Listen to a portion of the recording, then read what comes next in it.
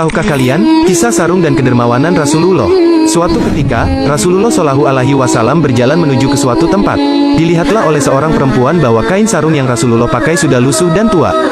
Perempuan tersebut pun merasa sayang dan iba dengan keadaan pakaian Rasulullah Shallallahu Alaihi Wasallam.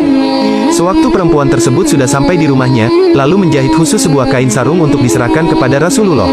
Setelah semua siap, lalu perempuan itu menjumpai Rasulullah Shallallahu Alaihi Wasallam dan menyerahkan kain sarung yang telah dijahitnya itu.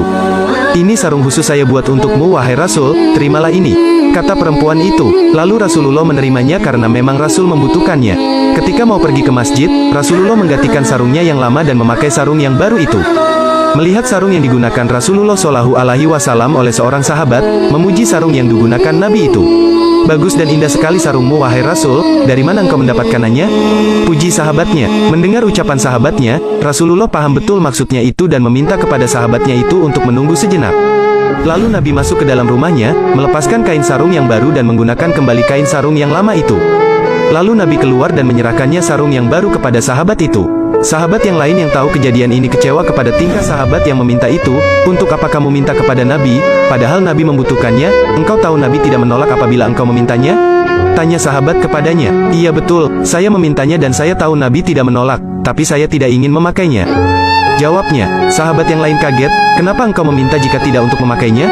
Ditanya oleh sahabat itu, lalu dijawab, iya, saya meminta dan menyimpan untuk kain kafanku ketika aku mati kelak. Aku ingin mengambil berkah dari Rasulullah, lewat pakaian yang sudah dipakai oleh Rasulullah Shallallahu Alaihi Wasallam.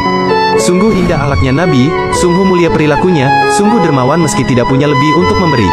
Kisah ini adalah, hanya secuil kisah keagungan dari sejuta kisah yang ada pada baginda Rasulullah. Hati siapa yang tidak akan jatuh cinta pada manusia agung dan mulia ini, melainkan buta pikiran dan mata hatinya. Semoga yang membaca kisah ini, bisa menambah rasa mahabbah kita kepada junjungan Rasulullah Shallallahu Alaihi Wasallam. Jangan lupa, raih amal saleh, bagikan kisah ini kepada yang lain, semoga menambah ilmu yang bermanfaat.